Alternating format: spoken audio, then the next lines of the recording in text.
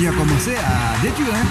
C'est la mobilisation sur place qui a fait que bon, les tracteurs sont partis. Hein. De protection, de biodiversité, mangrove, forêt géophytique, forêt sèche-cala, des formes de botanique très très fortes comme on a dit.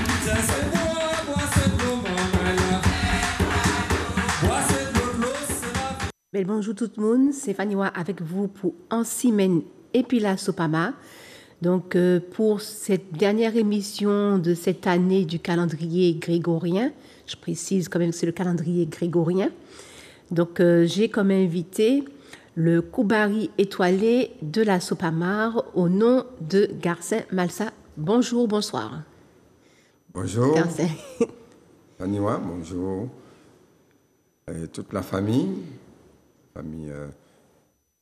écologiste, la famille panafricaniste, la famille tout entière. Bonjour. Voilà. Donc, Manifeste jaloux. donc pour cette émission-là, justement, j'ai voulu faire une émission qui fait un peu un mini-bilan en 55 minutes, un mini-bilan de ce que c'est que la Sopama. Donc on a 43 années, voilà, c'est 1980. Donc, ce que c'est que la Sopama, voilà, comment elle a été créée. On va passer très rapidement sur ce sujet. Pourquoi la Sopama a une durée de vie qui est assez longue, qui résiste, qui dure dans le temps, avec la force que nous avons sur le territoire, mais aussi dans le monde entier. Et nous allons voir aussi que serait le pays Martinique sans la Sopama. Voilà. Donc, Garcin, tu es l'un des membres fondateurs de la Sopama. Est-ce que tu peux nous expliquer comment, très rapidement, comment est née la Sopama? Oui, merci. Alors, effectivement, Faniwa, tu viens de dire que ça fait un peu plus de 30 ans, 40 ans presque, que la Sopama existe. Et tu as raison. Mais il faut savoir que, bien à Sopama, il y avait un ferment écologiste qui existait. Ça, c'est très important. Et ce ferment écologiste, eh bien, va naître en 1974. En 1974, c'est une période phare dans le monde pour l'écologie, tant en France, ailleurs, au Brésil, etc. Je ne vais pas effectivement relater tout ce qui s'est passé, le Lanzac en France, effectivement, le Brésil, avec les Amérindiens qui se mobilisent à fond contre les grands propriétaires qui veulent effectivement casser les forêts brésiliennes, tout ça. J'ai en tête Chico Mendes, qui était un Brésilien qui défendait les Amérindiens. Alors, je crois que 1974, aussi en Martinique, il y a eu un grand mouvement. Mais excuse-moi, Garcin. Justement, donc tu parles du monde entier. À Oui. quel moment réellement on a entendu parler de la notion d'écologie? Ben oui, alors, et c'est très bien. La notion d'écologie, c'est bien avant 1974, mais ça va se concrétiser à partir de 1974, vraiment, dans le monde. Et pourquoi? Parce qu'effectivement, il faut savoir que il y avait, bien avant, il y avait des mouvements d'étudiants, des mouvements d'ouvriers énormes dans le monde, en Chine, en France, partout et dans le monde. Et ça avait donné 1968, en France 1966, en Chine, etc. Vous voyez, mais ces mouvements-là, ce n'était pas pour l'écologie. Oui, non, et c'était effectivement, à l'époque, et ces gens-là, pour les droits sociaux, étudiants, notamment les droits, et plus que les droits sociaux, mais j'allais même dire les droits de la terre. Et ça, c'est très important. OK. J'ai en tête, effectivement... Et il n'y a pas que sociaux, puisqu'il y a aussi dignité, dignité humaine. Alors j'ai en tête, effectivement, les écrits de Fanon. Fanon qui dit dans Les damnés de la terre, ce livre sort en 1961, et qui dit, dans Les damnés de la terre, une chose très très importante, pour le coloniser, la terre est la chose la plus essentielle parce que c'est elle qui donne le pain et assure la dignité, qui donne le pain. C'est ça. Et ça, c'est très important. Et il dit même que c'est une matrice matérielle. Nous sommes en 1960 et c'est très important. Et donc, on voit sortir des notions tout à fait neuves et on peut considérer que c'est dans ce contexte-là que la notion d'écologie va émerger, va prendre corps. Et en 1974, effectivement, nous sommes pas mal, 74 à Basse-Pointe aussi. Par rapport à l'usage de pesticides aussi, il y avait cette revendication. Etc. Absolument, ces luttes sont menées par des étudiants, dont la plupart ont vécu en 1968 en France, etc. Donc effectivement, nous sommes dans la décennie 60, 70.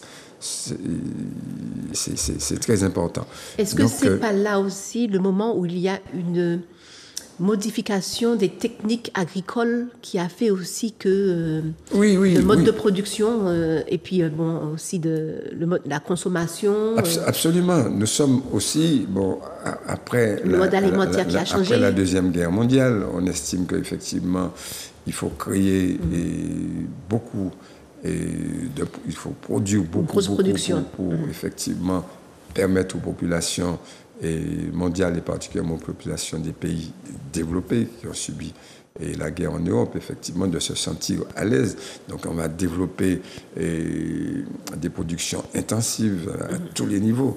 Et avec les productions intensives vont apparaître de nouvelles maladies. Et ces nouvelles maladies, il faut absolument les traiter, il faut les faire disparaître. Donc on va employer les pesticides, les noms des pesticides à tout vent. Ouais. Et donc, ça va réveiller effectivement une nouvelle conscience qu'on pourrait appeler une conscience paysanne et une conscience écologique, c'est-à-dire effectivement on va avoir de plus en plus des jeunes qui ont tendance à laisser les villes pour aller vivre dans les campagnes de plus en plus et épouser de plus en plus les valeurs qui sont tout autour de la terre, c'est-à-dire effectivement on va considérer que nous sommes partie intégrante de la nature et nous épousons en même temps les 4 éléments fondamentaux de la nature que sont l'eau, l'air,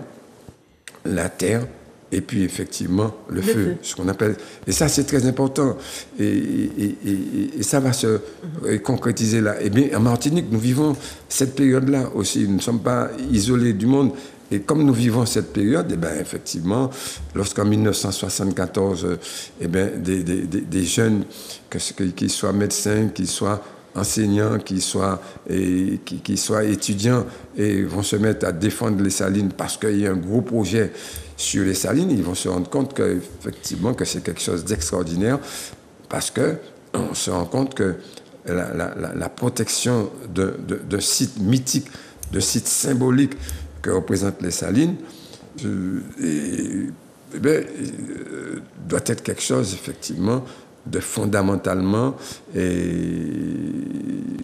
martiniquais, et ça va entraîner un mouvement exceptionnel contre un projet qui s'appelle le projet Azatama, voilà.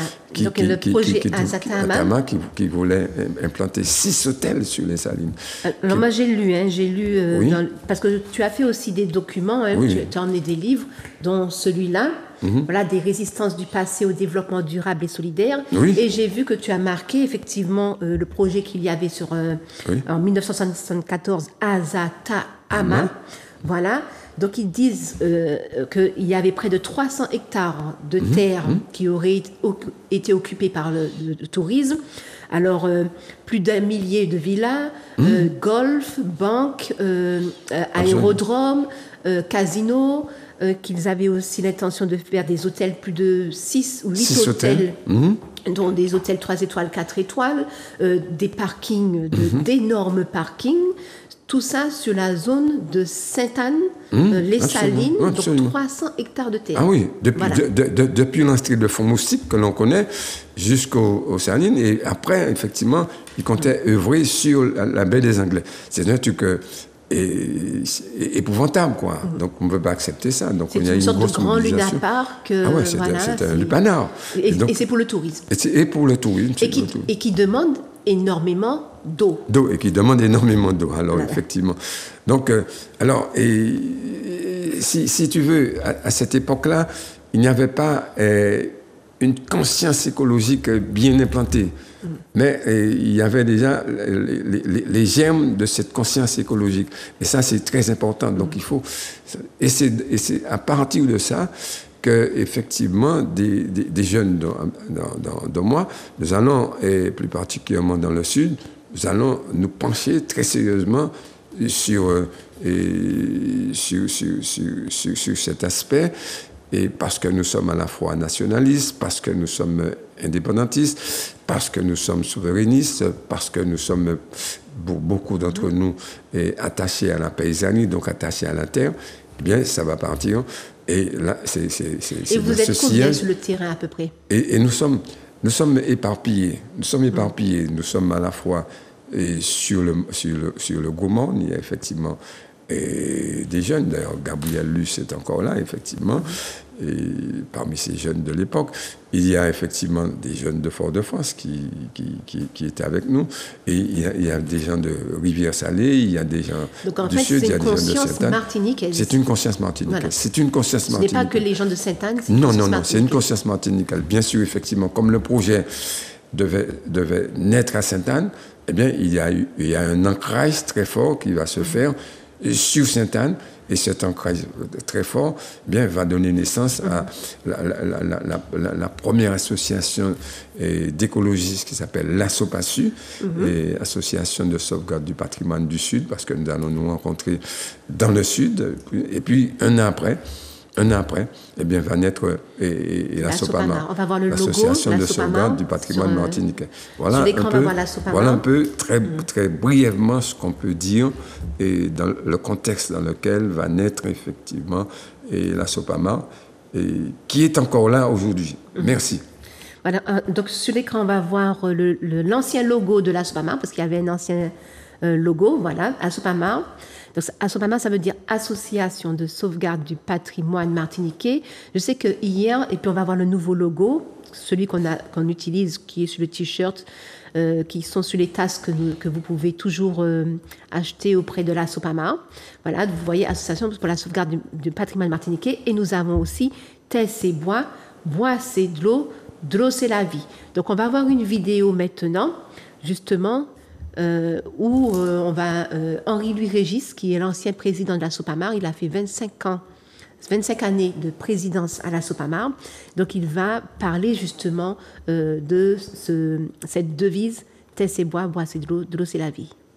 C'est Assou un tricot jouer football, et c'est dommage que mon passant aussi qui est venu que Joe désormais pas là aujourd'hui, même en les rani et en justice à tout ça, c'est que Dieu a joué moi Bolaria et puis qu'a dit moi Henri, la SOPAMA, m'a pour côté président, c'était Garcin qui était président, la SOPAMA trop pour talent et qu'a mené des combats trop impeccables à pays, faut que la SOPAMA sponsorise Grigri piloté.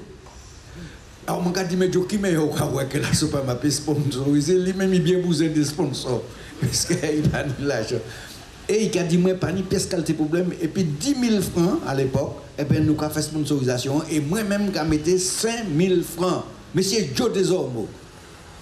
Joe Desormeaux, je demandé un applaudissement, même s'il n'est pas là. Et c'est ainsi que terre c'est bras, bras c'est de l'eau c'est la vie, paraît à sous tricot, footballeur, qu'a couru et championnat toute l'année. Et c'est là pour te qu'attendre jaser dans les tribunes. Qui ça Joe mettait à sous l'estomac, c'était en maille là. Terre c'est bras, bras c'est de l'eau c'est la vie. Ça a remonté dans les années 80. Alors inutile de dire autres que bon ben ça partait car ça peut côté passer à dans l'esprit monde. Donc nous voyons Henri Louis Régis au milieu. Alors sur sa main gauche, donc sur notre main droite, il y a Jacqueline Petitot qui est la première présidente de la Sopamar. Et puis nous voyons sur la main droite de monsieur Henri Louis Régis le maire à l'époque de la commune de Lamentin. Parce qu'effectivement cette vidéo-là, c'est la vidéo qui a été faite du lancement des 35 ans de la Sopamar. On avait fait une grande célébration toute l'année par rapport aux 35 ans de la Sopamar. Donc effectivement, Garcin, qu'est-ce que tu as à dire par rapport à cela? Je te remercie de présenter cette vidéo. Et mon cas saluer Henri, qui un grand combattant d'ailleurs, qui tchébé la Sopamar pendant 25 ans. Je remercie, il fallait le faire. Et puis effectivement, Jacqueline, parce que Jacqueline a été effectivement la première présidente de la Sopamar. Avant, il y avait la Sopasu, c'était Théodose. Et puis la première présidente, c'est effectivement la Jacqueline. Et puis après Jacqueline, je suis devenu président jusqu'en 1992. Donc, ce que j'ai à dire, c'est tout simplement l'importance des artistes dans le combat. Dieu, c'est un artiste. Dieu, c'est un artiste, c'est un bon artiste. Il voit effectivement comment nous menons le combat. Il y a un cinéma aussi pour le logo. J'allais y arriver. Il voit comment nous menons le combat. Alors, il se dit, voilà, effectivement, il ne peut pas rester à l'écart du combat. Il est de Rivière-Pilote. Il me connaît, il connaît Henri. Henri à la Sopamar, il n'est pas encore président, comme il le dit. Et il se dit, il faut absolument diffuser le combat de la Sopamar en tant qu'artiste. Donc, il va commencer à chanter la terre. Il va commencer à chanter la forêt. Il va commencer à chanter la mer. Et ça, c'est quelque chose d'extraordinaire. Et puis, l'autre artiste qui va construire le logo, eh bien, c'est Sinamal. Sinamal va construire le logo. Et il va faire aussi des petites sortes de bandes dessinées. Tu as le Koubari là. Ensemble. Et effectivement, avec nous, il va nous interroger. Il va nous, à plusieurs reprises, il va venir au bureau de la Sopamar. Il va nous voir, on va discuter entre nous. Et puis, il va nous proposer un logo que nous allons accepter. Et c'est ce logo-là. Alors là encore, on voit l'importance des artistes dans le combat. Et ces artistes-là sont ancrés dans la terre. Ils chantent la terre. Bon, je ne vais pas dire qui est Sinamal, dire qui est jour. Les jeunes n'ont qu'à aller voir, effectivement. Et c'est ce qui est fort. Et c'est ce qui est terrible. Et ça va nous donner, nous qui sommes en permanence sur le terrain, nous qui attaquons les prédateurs, les saccageurs, eh bien, ces grosses multinationales qui veulent envahir, eh bien, ça va nous donner de la force. Donc ce mariage entre les militants que nous sommes sur le terrain, et aguerris, et puis les artistes, eh bien, ça va rassembler petit à petit le peuple martiniquais autour de nous. Nous allons nous sentir très forts. Et ce n'est pas étonnant qu'à un moment donné, lorsque, par exemple, au moment de l'Alliance révolutionnaire Caraïbe, eh bien, la Sopamar va prendre position pour l'Alliance révolutionnaire Caraïbe qui, effectivement, qui agit avec violence, aussi bien en Martinique, mais c'est surtout en Guadeloupe. Mais ça, c'est de la défense, en fait. C'est de la défense légitime. Et nous sommes, on est attaqué, on se défend. Nous sommes dans la dynamique fanonienne. Nous sommes dans la dynamique fanonienne. Pour le coloniser, la terre est la chose la plus essentielle, car elle est la matrice matérielle de notre patrimoine. C'est elle qui nous donne le pain et qui nous assure la dignité. C'est fort, ça. Tout est dit. Alors, juste après ces paroles, on va voir la deuxième vidéo qui parlera justement du thé, c'est bois. Bois, c'est de l'eau c'est la vie. Bon, ben, ça partait car ça peut côté passer dans l'esprit monde. Mais je dis jour, là on attend l'eau dehors. Premier bail cadeau, l'eau c'est la vie. Actuellement, tout le monde apprend ça. Et ça que slogan nous a dit en plus, c'est que de l'eau pas déposée là, tout simplement. De l'eau qu'a trouvé qu'on est dans un ensemble. De l'eau qu'a trouvé qu'on est dans une interdépendance. Et donc, et puis dans un équilibre écologique. Donc, si ouais, ou pas tiennent compte de tout ça qui est alentour, qu'on nous a dit terre, faut qu'on tienne compte de terre, pas dépoter les tout bonnement. C'est bras, ça veut dire forêt, ça veut dire et moyen de fixer de l'eau au sol. Parce que si pas ni forêt, ça pour d'autres savent, là il y a une forêt, là la pluie tombée, 75% de la pluie a rentré soit en terre, qui resté dans les humus, et puis ou sinon qui resté sous feuillage là, et qui redistribué progressivement. Eh bien, c'est forêt qui permet ça. Ben, c'est petit. Là où ouais, que nous avons mené un combat, et nous menons de nombreux combats, depuis que moi, et à la tête l'association, et puis toutes les types là, alors naturellement, les autres qui dit d'ailleurs, les autres qui dit Henri Régis, les autres qui dit tout de suite derrière, Pascal Tourbillon. Et bien Pascal Tourbillon, c'est poteau Mitran la Sopama. Je vais demander un bel applaudissement de façon à ce que Zoé décoller. Neigo aussi. Neigo aussi. Alors, c'est Pascal Tourbillon qui poteau Mitran la Sopama et c'est un titre que l'Assemblée générale la Sopama attribué Pascal Tourbillon et je dis que Adam équipe là qui a mené la Sopama depuis comment là, eh bien Pascal Tourbillon toujours potomitan et même s'il part au bureau, il est encore plus potomitan parce que nous avons appuyé encore plus fort en l'air. Merci monsieur Pascal Tourbillon.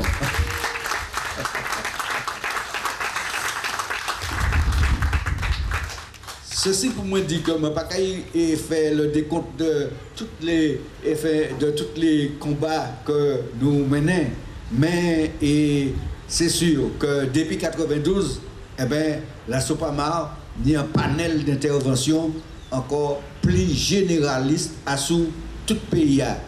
Oui, donc nous voyons dans l'image de fond, sur la banderole juste derrière Henri Régis, Jean-Philippe Pinceau-Clusiel, où nous avons vraiment une pensée, il est déjà parti, mais nous avons une pensée aussi pour tous les membres de la Sopamar qui sont déjà partis et qui ont permettre de faire la force que nous sommes et la force que nous nouvelle génération, héritons, parce qu'ils ont tenu la Sopamar, ils ont affronté les tribunaux, les gendarmes, tout ça, etc. Et on apprend d'eux. Et c'est eux aussi, en fait, ce sont des enseignants aussi. Henri Régis est un enseignant, Pascal Tourbillon Potomitan est un enseignant, et ils avaient cette pédagogie pour nous transmettre justement tout ce qu'on a besoin de savoir sur le vivant, mais aussi sur le combat. Donc Henri Régis parlait effectivement de l'interdépendance qu'il y a dans un écosystème, et dont la forêt qui plus est, non seulement permet d'avoir l'eau, d'avoir la terre, mais aussi de capter le carbone et de produire l'oxygène pour les poumons. Donc il y a tous les éléments air, terre, eau, feu dans une forêt qui est essentielle à la vie. Et donc effectivement, il y a énormément de membres qui ont la lutte. Il y a une photo que je veux faire passer. C'est une photo qu'on avait fait à la Pointe Borgnesse, parce que c'est un combat qui avait été gagné. La Pointe Borgnesse, ça se trouve à Sainte-Anne, Marais. Mm-hmm. Voilà, c'est un combat qui a été gagné par nos aînés. Là, on les voit très jeunes. Et aujourd'hui, si vous pouvez vous baigner, si vous pouvez aller sur ce site, c'est grâce à la Sopamar et grâce à la résistance, à la détermination des membres et les enfants aussi, puisque c'est une génération aussi qui aujourd'hui est naturellement au combat. Voilà. Donc tu voulais dire quelque chose ? Oui, alors je pense que c'est très important d'accorder un petit moment à ce qui vient d'être dit par Henri, parce que on voit très très bien que dans cette association, il y a eu à la fois une interconnexion des générations. Cette interconnexion se fait très très bien. Tu as parlé de Jean-Philippe Pinceau-Couzel, on peut parler de Marcel Bougan.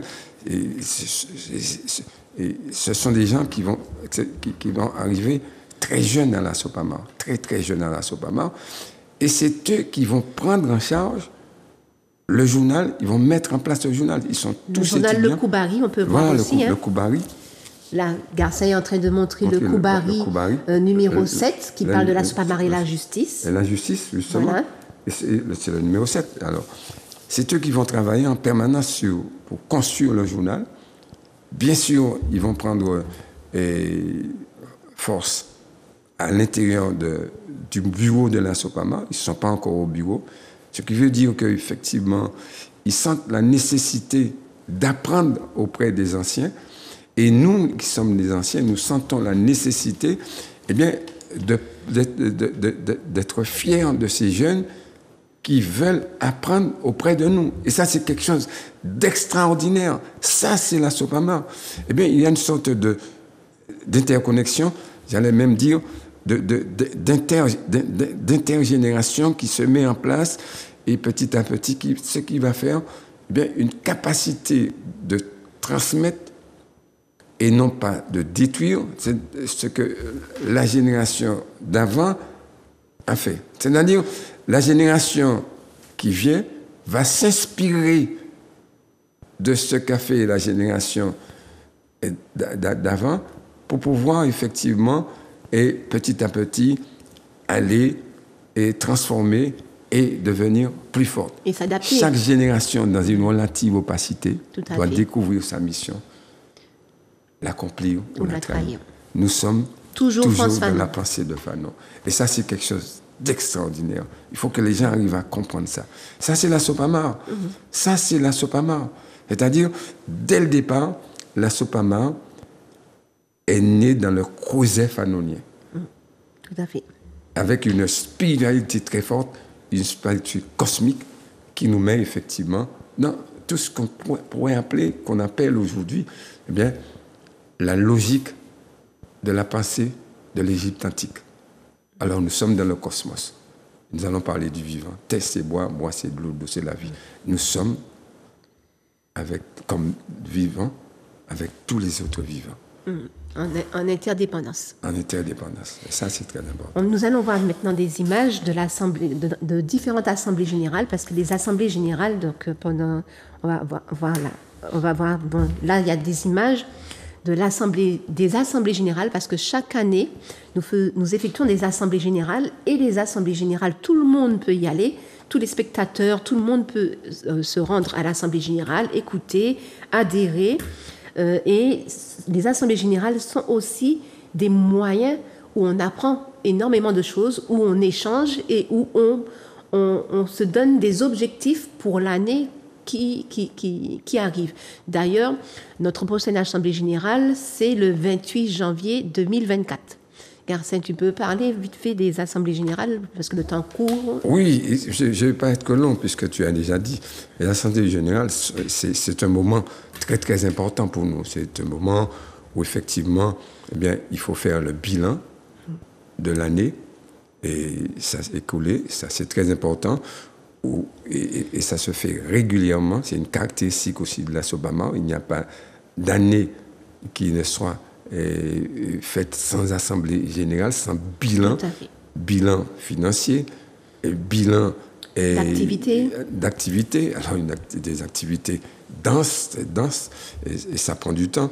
Et puis effectivement, c'est le moment où on se voit pour mettre en place, pour conforter le conseil d'administration et le bureau, et pour donner plus de force effectivement à tous. Et ça, nous n'avons jamais perdu. Et depuis la naissance de la Sopamar, il y a même dit la Sopasu, jamais perdu cette habitude. Et ça, c'est quelque chose d'extraordinaire. C'est une machine, quoi. La SOPAMAR, c'est le gouvernement de la nature en Martinique, de l'environnement en Martinique. C'est exactement ça. On peut considérer que c'est ça. Et nous sommes une association aussi agréée écologie, donc on peut rester en justice. Donc c'est un très grand avantage. On a appris à composer aussi avec ces tribunaux, avec ce tribunal, avec toute cette justice, cette dite justice et ses règlements. Et donc, nous avons aussi toutes nos réunions, nous les avons régulièrement chaque lundi soir. La réunion du conseil d'administration, c'est toujours le premier lundi du mois. Donc, le premier lundi du mois, on ne peut pas recevoir des invités. Mais vous pouvez venir si vous avez une difficulté, un problème, si vous voulez participer à nos réunions, vous pouvez venir les autres lundis à partir de 18h, 18h30. Ça se trouve à Place d'Armes, au Lamentin, à la résidence du Square. Nous allons voir aussi quelques images. Oui, vas-y, je voudrais dire quelque chose quand tu parles de la SOPAMAR et la justice. Alors, la SOPAMAR, c'est aussi effectivement un espace où on apprend aux militants, où on apprend aux gens à ne pas avoir peur de la confrontation, que ce soit la confrontation directe sur le terrain ou la confrontation avec le droit français. Et ça, c'est très important. C'est un apprentissage, effectivement, au niveau de la SOPAMAR. Il y a un conseil juridique qui se voit, qui se réunit et régulièrement. Et tout ça, c'est quelque chose d'extraordinaire. C'est-à-dire, on n'est pas seulement sur le terrain, on apprend aux gens à connaître leurs droits, la manière de se défendre et la manière, effectivement, de se trouver digne devant qui que ce soit. Et ça, c'est ça la SOPAMAR. Et bien justement, en parlant de droit, on va mettre la première vidéo justement qui parle justement au niveau juridique et des problèmes de la mangrove et du tourisme. On va voir la vidéo, on se retrouve juste après. Donc voilà en quelques mots ce que dit et cette documentation française. L'occupation du littoral et la sauvage et la sauvegarde de la mangrove véhicule une charge symbolique essentielle qu'il convient ici de souligner. Le littoral est d'abord le lieu privilégié de conflits entre ses utilisateurs traditionnels et nouveaux. Il continue. Le développement du tourisme, les opérations hôtelières, les stratégies de promotion immobilière qui l'accompagnent sont venus renforcer le risque déjà non négligeable de dégradation des lieux et de mitage des sites. La SOPAMAR combat sans indulgence ces nouveaux détournements de l'utilisation du littoral. Cette sévérité qui prend l'apparence d'une querelle des anciens et des modernes renvoie en réalité à l'affrontement de deux logiques.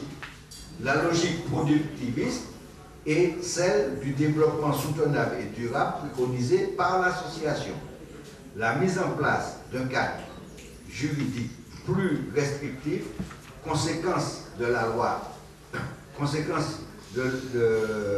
la loi littorale, également applicable dans les départements d'outre-mer, souligne les enjeux du débat.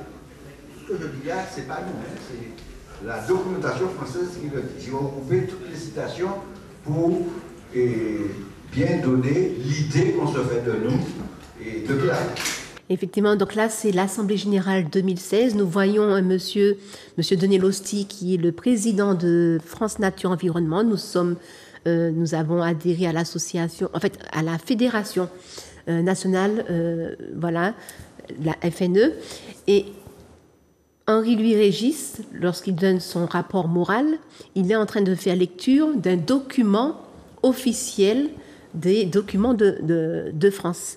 Et effectivement, donc il parlait justement de ce que tu disais tout à l'heure là, du productivisme, du tourisme, de cette prédation qui est là en permanence, et le fait que nous ayons dû, et c'est pour ça qu'on s'est créé, l'association a été créée, pour que nous puissions rester en justice, il fallait absolument créer l'association avec une administration. Tu veux dire quelque chose par rapport à cela ?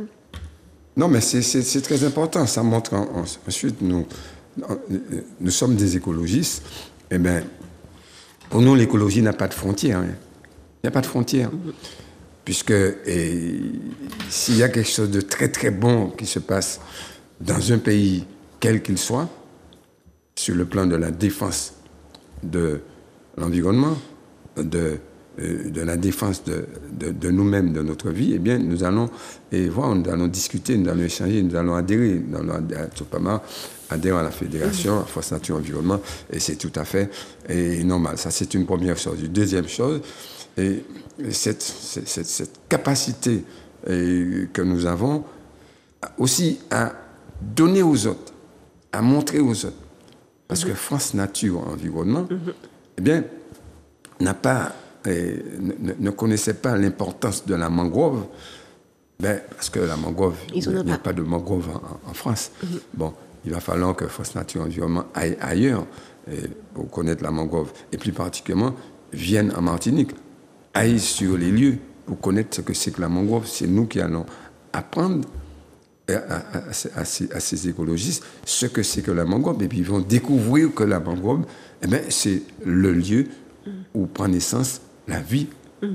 Et ça, c'est très important parce qu'il y a effectivement les palétuviers qui sont là, effectivement. Nous allons leur montrer tout ça. Et ça, c'est très important. Et nous allons leur dire qu'effectivement, c'est un écosystème extraordinaire et on va se pencher ensemble à travailler sur cet écosystème. Et ça, c'est important. Il faut reconnaître tout ça qu'il y a à l'intérieur de la SOPAMA. Et je voulais aussi, donc on a comme opposition, comme prédateurs, les colons, les créoles, les capitalistes, mais nous avons aussi, ce ne sont pas des prédateurs, mais nous avons aussi de très fortes oppositions, des oppositions juridiques au niveau des forces sur le terrain, ça peut être les gendarmes, la police, tout ça, etc. Mais parfois, ce sont les Martiniquais eux-mêmes, et on va voir quelques images à Grand-Rivière. Donc, c'était un combat qui était assez difficile, où la FNE a dû intervenir aussi. Voilà. On va voir quelques images de Grand-Rivière. Et ici, donc, il y a une grosse mobilisation. Mais cette grosse mobilisation, c'était contre la Sopamar. Donc, on va voir un autre panneau où on va voir qu'ils mettent une affiche à Sopamar Dewa. Donc, on se retrouve sur le terrain en difficulté par rapport à un désastre écologique. Pour des capitalistes, on se retrouve en difficulté par rapport aux tribunaux et aux policiers, aux gendarmes, mais aussi, hélas, effectivement, ça peut être aussi des Martiniquais qui, je pense, en fait, en réalité, n'ont pas peut-être la conscience écologique que nous avons. Qu'est-ce que tu as à dire par rapport... En fait, tu peux dire vite fait le combat en une seule phrase pour que les téléspectateurs puissent savoir c'est quoi. Non, je ne vais pas mettre là-dessus, c'est très important. La conscience écologiste, j'avais dit, mais c'est la conscience la plus élevée. C'est la conscience qui englobe pratiquement tout. C'est un peu dans la logique des choses de voir que il y a des Martiniquais pour lesquels on se bat et qui arrivent à s'opposer à nous, à s'opposer à la SOPAMA. Le problème de l'eau à Grand-Rivière, lorsque effectivement des gens de Grand-Rivière menés par les béquets, notamment de Lucie, le Lucie de Saint-Farier, eh bien, ces gens-là arrivent à s'opposer contre nous, parce que nous leur disons qu'il faut sauver l'eau de Grand-Rivière. Bon, nous avons sauvé l'eau de Grand-Rivière, malgré eux, et pour eux. Et aujourd'hui, ils sont contents. La Grand-Rivière fonctionne, etc. Bon, parce qu'ils n'avaient pas cette perception. Ils étaient dominés, ils sont toujours dominés par, comme tu disais, le colon, les créoles qui cherchent effectivement à nous dominer. Ce qui veut dire que le combat de la SOPAMAR, ce n'est pas seulement un combat lié à l'écologie, c'est un combat qui est à la fois politique, c'est un combat économique, c'est un combat social, et il n'est pas inintéressant de voir que lorsque nous parlons de réparation dans un pays colonisé où effectivement où nos ancêtres ont vécu les pires choses, les pires crimes de l'humanité, et bien effectivement, qu'il y ait des mobilisations pour la question des réparations. Et donc, c'est très, très important. Nous allons voir ça pour le chlordécone, nous allons voir ça pour d'autres choses, et nous allons continuer à voir parce que c'est un combat, effectivement, et constant. Il ne faut jamais rien lâcher. Et c'est ce qui fait perdurer la SOPAMAR parce qu'effectivement, nous avons cette constance dans l'ancrage nationaliste, dans l'ancrage de la souveraineté, dans l'ancrage effectivement de l'amour du pays, de la terre, et ça c'est très important. Je voulais rajouter aussi le combat aussi pour la culture martiniquaise. Absolument. Voilà. Je veux voir, en fait, on va voir quelques photos sur les panneaux photovoltaïques. Donc, c'était un combat qu'on avait mené près de Génipa, près du centre commercial aussi. C'était un combat qu'on avait pris à bras le corps, mais on a échoué. Donc, maintenant, on voit qu'il y a une pollution lumineuse énorme due à ce centre commercial. Mais pas loin de ce centre commercial, on avait fait des panneaux photovoltaïques. Donc, c'était sur Ducos, voilà. Donc, poison, chlordécone, massacre photovoltaïque, non au génocide. Donc, en fait, ce qu'il y a, c'est que ils installent des panneaux photovoltaïques sur les terres agricoles. Donc là aussi, on avait échoué parce qu'ils ont mis des panneaux photovoltaïques sur une mangrove. Et en fait, lorsqu'on s'était mobilisé pendant cette période-là, on entendait les voitures klaxonner, en fait des gens klaxonner, dire « Ah ouais, vous nous empêchez de travailler, en fait la SOPAMAR est toujours là pour gêner, pour embêter le monde, voilà, nous pas rien pour faire, parfois on nous dit on est au RSA, allez chercher un travail pour faire ». Donc en fait, il y a quand même, sur le terrain comme à Grand-Rivière, ici aussi, on avait des oppositions du peuple martiniquais. Comment tu peux, Garcin, expliquer cela ? Ben, ce que je disais tout à l'heure, c'est au niveau de la conscience tout court, et puis ils ont une méconnaissance fondamentalement des choses. Et puis bon, ils sont surtout à la botte d'un certain nombre d'élus de Martinique qui continuent à croire que c'est en faisant des actes de prédation qu'on va pouvoir développer la Martinique, en cassant des forêts. Ils continuent, en cassant des mangroves, en dilapidant des plages. Ça continue toujours, qu'on va pouvoir développer le pays, malgré tout ce qu'on entend sur le réchauffement climatique, les bouleversements et les dérèglements de la planète, qui viennent du fait même que, eh bien, il y a ce productivisme qui est prédateur, qui bouleverse tout, y compris qui bouleverse les consciences humaines, quoi. Et donc, c'est un combat pas facile, c'est un combat permanent, c'est un combat dur, mais nous sommes certains qu'avec effectivement, eh bien, une persévérance à la fois dans le combat, dans la connaissance, dans l'éducation, nous allons y arriver. Et c'est ça la vie, quoi. Comme nous disons, effectivement, terre c'est bois, bois c'est de l'eau c'est la vie, la vie, elle est permanente, elle est constante, elle est pratiquement éternelle, quoi. Donc nous sommes là pour faire en sorte que la SOPAMAR dure pour l'éternité, et ça c'est très important.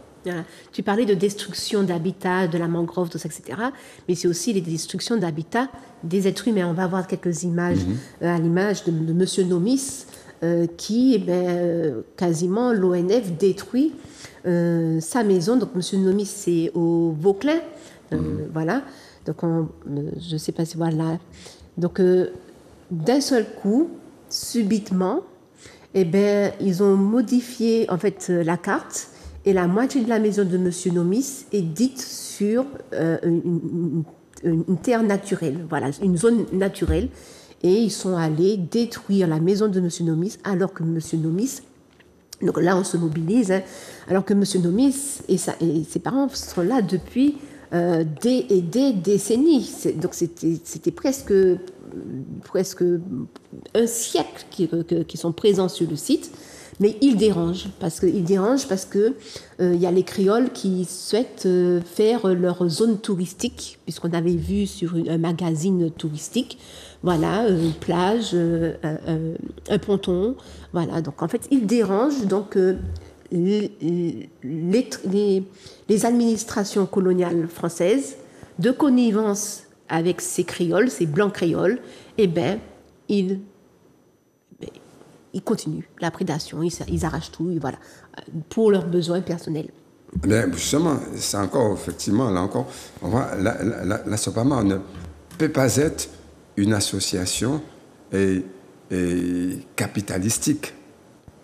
Voilà ce que produit le capitalisme. Le capitalisme produit l'injustice partout.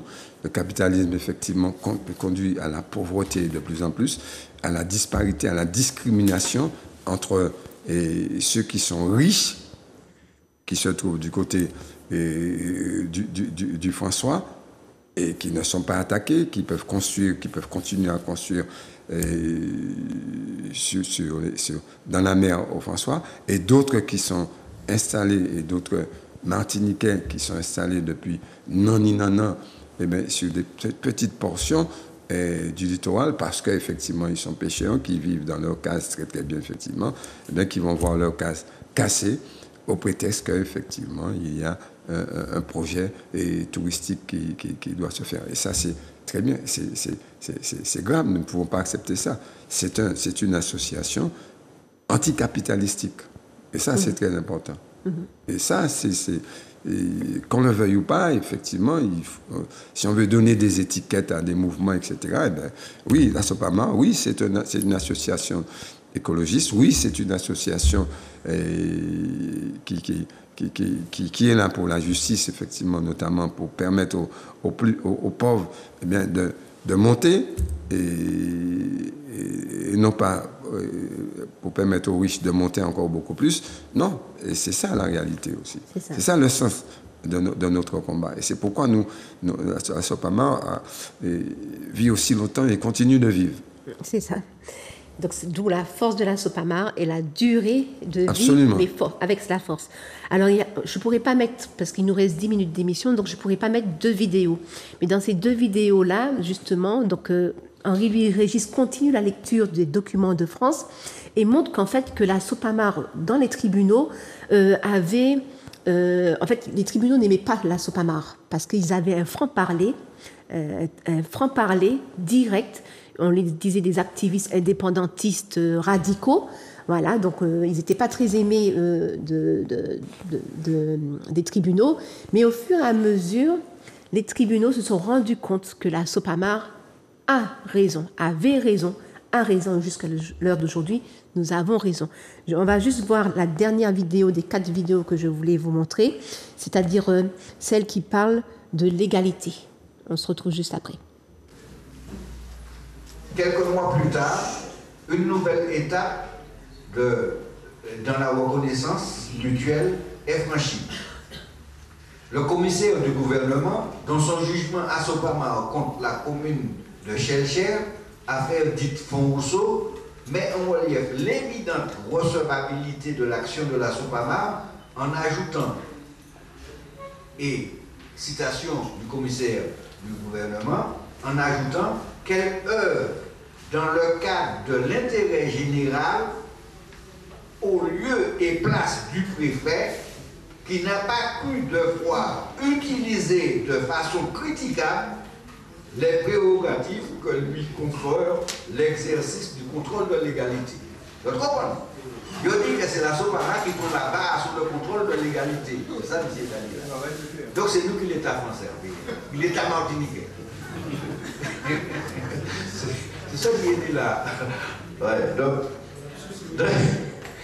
dans cette affaire, le sursis à exécution demandé par l'association pour des raisons de sécurité publique et d'atteinte au patrimoine archéologique sera accordé à l'évidence, le juge administratif reconnaît face à une certaine inertie des pouvoirs publics la fonction stimulante de l'association. En retour, l'association s'érige en défenseur de l'état de droit, tout en conservant une attitude critique à l'égard de la réglementation et de la pratique politique administrative. C'est pas nous qui avons dit ça. Mais on sait qu'il faut reconnaître nos diplômes. Ça passe. En face, on assiste à une certaine évanescence des pouvoirs publics qui souligne le juge administratif, la représentation étatique au plan local se montre d'une discrétion excessive, gênée par le caractère encore abstrait du combat pour l'environnement dans une société en proie à des difficultés économiques et sociales tangibles et immédiates. Donc, c'est ce qu'on nous repose très souvent. Il faut des emplois, il faut etc. Et alors on peut abîmer tout sans problème. Alors le face-à-face à Sopama élu est rendu. Alors donc, et là, on parlait un petit peu de l'administration. Oui, donc effectivement, donc en fait, nous sommes, en fait, il y a, finalement, les tribunaux reconnaissent le fait que nous soyons la légalité. Non seulement on a une légitimité, mais il y a la légalité. Que serait la Sopama, que serait le pays Martinique sans la Sopama? Alors, que serait le pays Martinique sans la Sopama? On vient de voir que la Sopama a une durée très longue et continue de vivre. Eh bien, observez ce qui se passe autour de nous en Martinique. On a parlé tout à l'heure de la Pointe Borgnès. La Pointe Borgnès, côté Amoungale, continue à y bien la mer, là, où il y a effectivement une belle petite forêt, quand on passe, bien, n'existerait plus.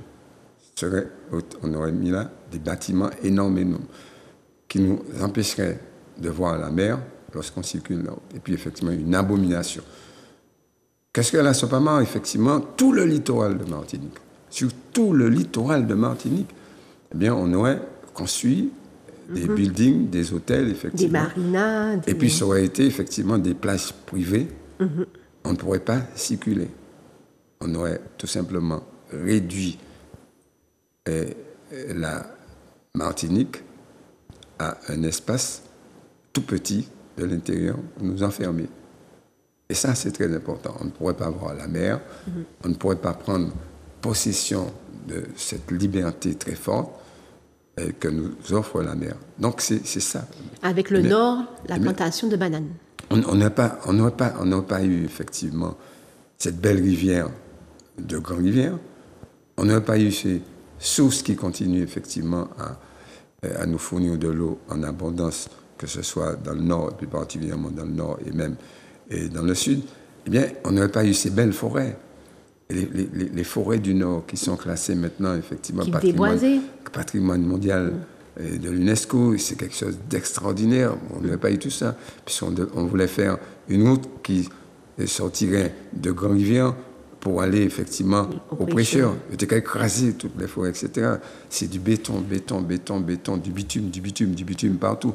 C'est ça, la Martinique. Et puis, effectivement, on n'aurait pas écouté la voix de la Martinique à l'extérieur. En 1992, la Sopama a été présente au sommet de la planète à Rio. C'est la Sopama qui a lu en 1992, au premier sommet de la planète, à Rio, la charte des associations. Ça, c'est quelque chose d'extraordinaire. C'était Paul-Henri Chartol, EGA, qui représentait la Sopama. Eh bien, la Sopama n'a pas donné cette dimension que l'on connaît à la Caraïbe lorsqu'on parle effectivement de la mangrove, quand on parle effectivement de la mer, quand on parle effectivement des ressources halieutiques, etc., etc. C'est tout ça la force de la Sopamar. Bien, la Sopamar dépasse le cadre de la Martinique. La Sopamar, c'est effectivement, c'est une association qui a une dimension internationale. Voilà, et la Sopamar, et je remercie tous celles et tous ceux qui ont permis à la Sopamar d'exister toujours. J'ai nommé un certain nombre d'entre elles, et il y en a que je n'ai pas cités qui ne sont plus là. Eh bien, grâce à eux, eh bien, nous permettons à la Martinique d'être belle, d'être encore plus belle, et d'être ce qu'elle est aujourd'hui. Et d'être ce que nous sommes. Et d'être ce que nous sommes en réalité. Donc, voilà. On a besoin de vous, les mouillages à Saint-Pierre, Cœur-Bouliki, sur tout le littoral. Donc, vous êtes la Sopamar. Voilà, on va arrêter. Je vous souhaite une bonne année. On a fait une petite carte de vœux et à très bientôt, à l'année prochaine. Merci. Bonne année à vous tous.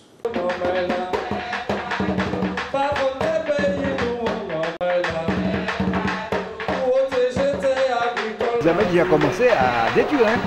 C'est la mobilisation sur place qui a fait que les tracteurs sont partis. Hein. La protection de biodiversité, mangrove, forêt géophytique, forêt sèche-talent, des formes de botanique très très fortes, comme on a dit.